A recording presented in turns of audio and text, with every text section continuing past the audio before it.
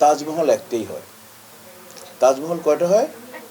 একটাই হয়। তো বরবাদও আমার দেখা মতে বিগত ৫-১০ বছরে একটাই হয়েছে। লাস্ট ছবি আমার বরবাদ অসম্ভব ভালো গিয়েছে।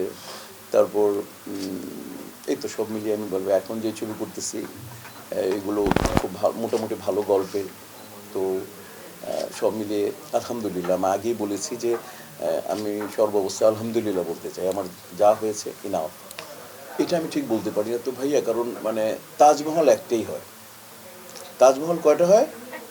একটাই হয়। তো বরবাদও আমার দেখা মতে বিগত ৫-১০ বছরে একটাই হয়েছে।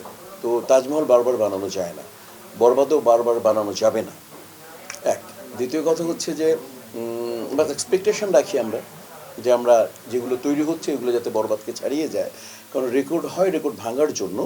কিন্তু আমার দীর্ঘ অভিজ্ঞতা বলে বরবাদ যেভাবে প্রথম দিন থেকে হাউসফুল হাউসফুল হাউসফুল, এই সপ্তাহ ২ সপ্তাহ ৩ সপ্তাহ দেশ বিদেশ সব জায়গায়, তখন আমি আমেরিকায় ছিলাম, ওখানেও ভালো গিয়েছে বা অন্যান্য জায়গায়ও অনেক ভালো গেছে। তো সেই জায়গায় আমার অভিজ্ঞতা বলে যে বরবাদ মানে সহজে হয় না। প্রিয়তমা, বরবাদ, তুফান এগুলো একটু টাইম লাগে, বাট আমি আশা করবো যাতে রেকর্ডটা ভেঙে যাক।